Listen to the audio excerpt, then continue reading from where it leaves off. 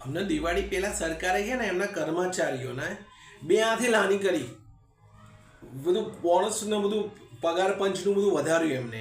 Exact મને યાદ તો નથી, પણ સર તમે જોજો પ્રાઇવેટ નોકરી કરવાવાળા બિચારાને કંઈ રૂપિયો નથી વધતો.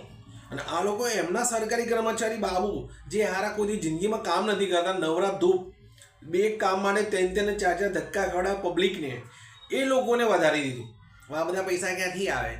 આપણા જ પૈસા છે સાહેબ, આપણા પૈસાથી જ આ લોકોનો પગાર વધે. અને કામના માથે તો મીંડું જ. જો તમારે કોઈ બી સરકારી કામ કરવું હોય ને સાહેબ, તો તમારે 7 થી 8 ધક્કા તો ખાવા જ પડશે. અને 9મા ધક્કે જો કામ થયું તો થયું, નહીં તો 10મા ધક્કે થાવ ફાઇનલ થવાનો. ધક્કા સિવાય તમારું સરકારી કામ થશે જ નહીં.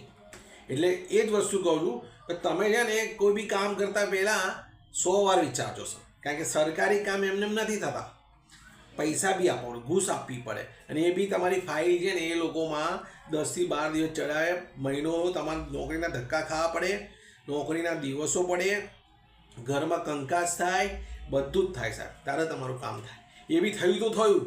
નો સાહેબ શું કહે, સાહેબ રજા ઉપર છે, સાઈન બાકી, એવું કહીને તમે છેલ્લે ધક્કો તો ખવડાવશે જ. આ આપણા સરકારી બને, એમના સરકારે પૂરી લાણી આપી, પગાર પંચ. હવે બધા પૈસા ક્યાં જશે? આટલો બધો પગાર જોઈને કોઈ કામ કરે સાહેબ? કોઈ ના કરે સાહેબ, કોઈ ના કરે કામ. કામ ચોર છે બધા, કામ ચોર.